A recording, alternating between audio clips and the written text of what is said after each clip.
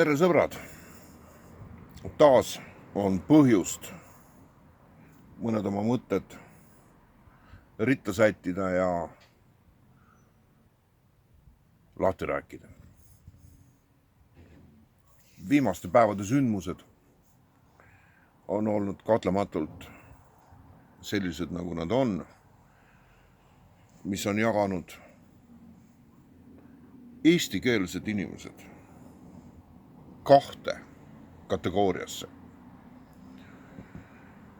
Ma ei tea, kui suur on see protsent, ma ei kujuta ette, kes tegelikult südamega mõtlevad nende sündmuste peale, mis hoiavad oma tähelepanu tervel maailmal.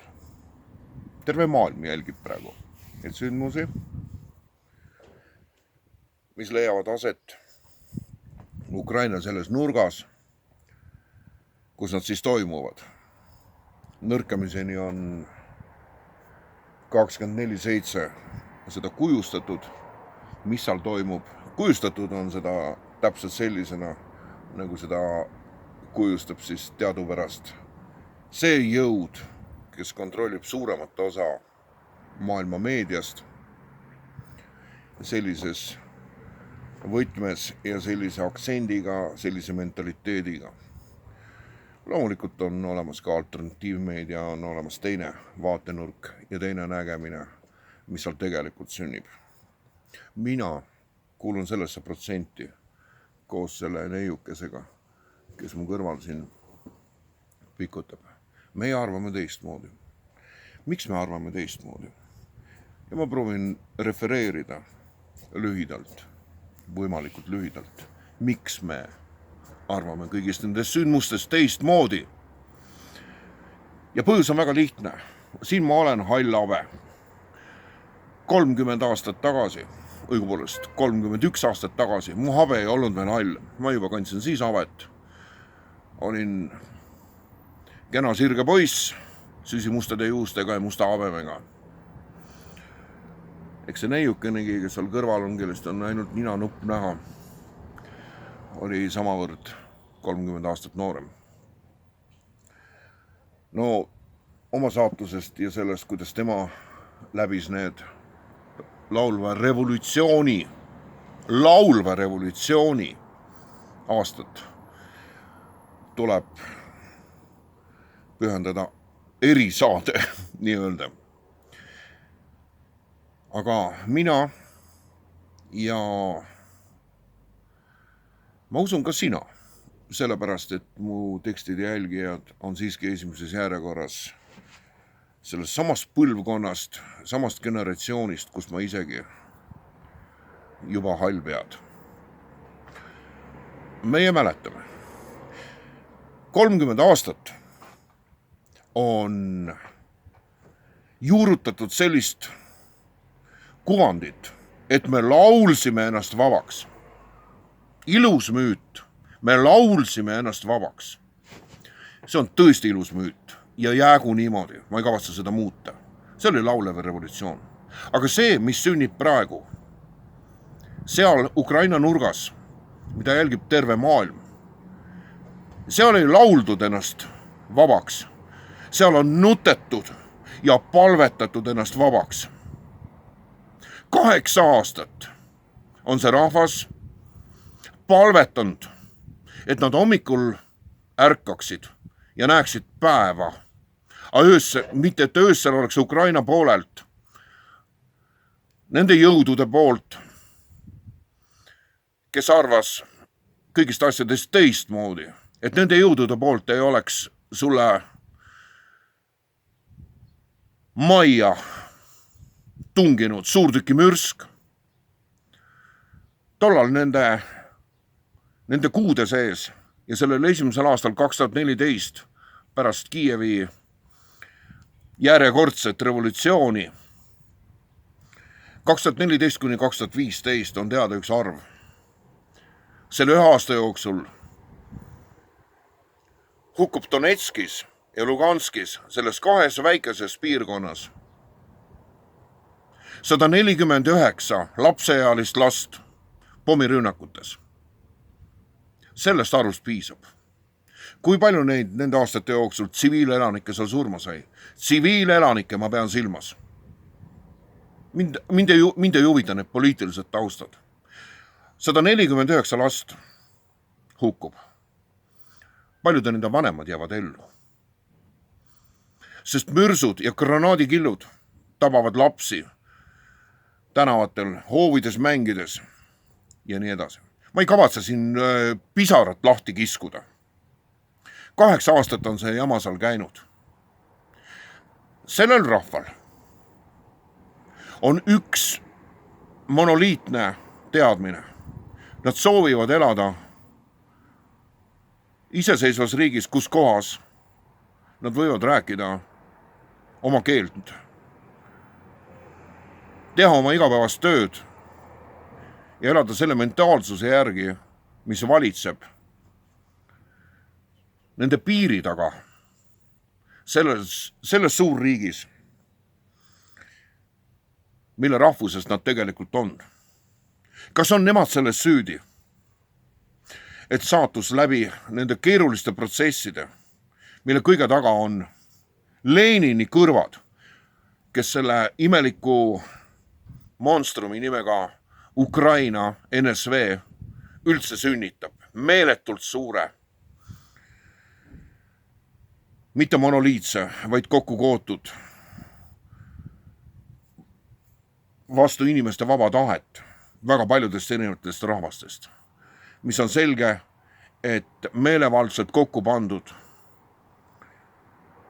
selline unioon ei saa lõplikult koos püsida.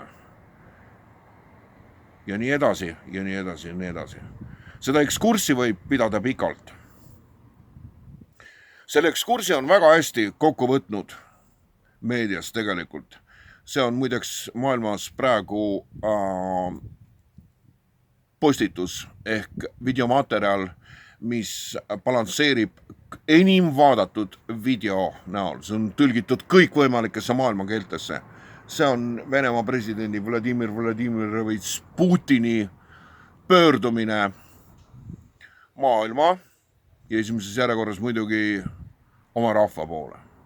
Ma ei kavatse seda hakata refereerima ja seda ümber rääkima, sa võid seda ise vaadata. Selle kohta on olemas tõlked. Ma ei tea, kas Eesti tõlgetega on see olemas. No tõenäoliselt on, siis vaata originaalis, sest sa oled minu põlvkonnast ja sa valdad vene keelt ja Putin räägib väga lihtsate sõnadega, otse, arusaadavalt kõigile, räägib need asjad lahti, mis toimub ja miks see kõik on siis nüüd alanud. Aga ma tean seda, et 4 miljonit inimest, pluss miinus 4 miljonit umbes, rõõmustavad täna, sest lõpuks on nende pisaratele ja palvetele tulnud vastus. On tulnud jõud, mis kaitseb nende õigust elule, õigust ellu jääda. Eesti rahvas on jagunenud pooleks. Ühed mäletavad seda, kuidas me rõõmustasime, kui meid tunnustas. Kes tunnustas meid esimesena? Tõeliselt ausad inimesed mäletavad väga hästi. Meid tunnistas ja tunnustas kui oma riiki, iseseisvat riiki esimesena kaugel Põhja-Jäämerest, mitte eriti kaugel, asub väike saareriik Island. Selle mälestuseks on Tallinna kesklinnas Islandi väljak. Millal meid tunnustas? Meie tegelik orgaaniline ja etniline kaaslane Soome. Vaata see järgi. Sinna läks veel nädalaid aega. Sest Soome tolleaegne punapresident Mauno Koivisto oli see, kes mitte ainult ei pannud pead liiva alla, vaid deklareeris, et Soome esimese hooga ei tunnusta naabrite mitte soovi, vaid iseseisvumisotsust 20. augustil 1991. Arvesta sellise dokumendiga, need olid meie naabrid, see oli meie naaberriigi president. Kaugel Islandil leidus piisavalt palju ausameelseid mehi ja naisi ja ausameelne valitsus, kes tunnustas. Ma jälle kaldusin spetsiifilisse ajaloo käiku. Ma ei ole nii osav nagu ja nii tark nagu Vladimir Putin, kes peast kõiki neid daatumide arve, kõike Ukraina sünniga seonduvat esitab ilma ühegi abivahendita, sest see on ta sees, see on ta teadvuses, ta meeles. Tema on ka muidugi president. Ta on vene rahva tsaar. Mina ei ole nii osav. Aga ma juhin tähelepanu ühele tõigale. Kõik need, kes täna on riputanud oma Facebooki kontodele Ukraina lipuvärve, mis on väga ilusad värvid, imekaunid värvid. Siin Hispaanias on see üks levinumaid värvispektreid, mida kasutatakse majade kujundamisel. Sini, kollane, just Ukraina värvid. See ei ole mitte Ukraina auks. See on siin olnud aastakümneid. See kuulub tegelikult rohkem Rootsile. Siin on väga palju Rootsi ehitusfirmasi, kes väga palju ehitab siin kodusi ja majasi ja terved rajoone. Ja Rootsi riigivärvid teadupärast on samamoodi kollane ja sinine. Aga need, kes on pannud oma Facebooki kontodele sinikollased mingisugused värvikombinatsioonid, ei ole seda teinud mitte Rootsi auks, vaid Ukraina auks. Siis mõtle, keskene korraks sellele, miks sa seda teed? Milliseid jõudusi sa tunnustad? Ukraina ei ole monoliitne riik. Seal on väga palju eri rahvuseid. Ja need tõelised Ukraina rahvuslased, kes on praegu segi pööranud terve selle riigi, segi on see riik muidugi kogu aeg olnud. Ja need, kes on sõjaõhutajad, neile kuulub tegelikult sellest riigist väga väike protsent. Ja asjaõiguslikult oleks neil õigus kehtestada. Ma ei hakka seda geograafiliselt, ma ei hakka Ukraina ajalugu lahti rääkima. Neid nimetatakse banderalasteks ja natsideks ja mida iganes. Neil on see õigus, absoluutselt neil on õigus. Aga moodustage oma riik nendes piirides, kus te olete etniliselt elanud. Ja sa hästi mõtle, sõber, ennem kui sa nüüd Ukraina värvidega praalid ja ulud kaasa nüüd ka juba EKRE poliitikale, kes õhutab sõda ja hirmutab rahvast. Kas meil veel vähe hirmu on? Hirmutab rahvast võimaliku invasiooniga, Venemaa poolse invasiooniga. Karatsege veel rohkem. Kiitke kaasa sellel fašistlikule valitsusele, kes saadab sõjamoona sinna rahulike elanike tapmiseks. Mul ei ole praeguse seisuga mitte ühtegi head sõna EKRE suunal. Ma ütlesin selle nüüd välja. Sa mõtleme selle peale. Sellest praegu nii ülekuumenenud olukorras, kus kaas üks osa inimesi tegelikult ootab Jeesuse tagasi tulekut ja loeb praegu sündmusi maailma lõpuks, hoogustada veel ja veel hirmu, õudust ja selle tulemina meeletut viha. Valitsusest ma ei räägi. See on fašistlik valitsus ja sellega ei ole midagi rääkida. Ehk nagu öeldakse, terroristidega läbirääkimisi ei peeta. Aga mind solvab EKRE võtmeisikute, nende iseenesest säravate persoonide avaldus ja meelsus, mida nad teevad, süvenemata tegelikkusesse, reaalsusesse. Ma ei hakka näppu viibutama Ameerika poole. Seda teab iga mõtlev inimene, et kõigi nende õuduste juured ja autorlus ulatab sinna lõpptulemusena. See läks liiga pikaks. Ma juhin tähelepanu ainult ühele. Et need 4 miljonit inimest on ennast nutnud ja palvetanud selle päevani, kui neile tuldi appi. Ja siis mõtle laulvale revolutsioonile. Kas me laulsime ennast vabaks või tantsisime? Või oli see lihtsalt ajaloo käik, kus kohas see, kes hoiab tervet olemist koos ja loob päeva, loob sinu saatuse, loob kõigi rahvaste saatuse, terve maailma saatuse, keda iga terve inimene tunneb jumalana. Võib-olla oli tema see, kes andis meile vabaduse. Sellised mõtted siit. Mu kodumaalt, kus ma ärkan 4 aastat igal hommikul. Hispaaniast,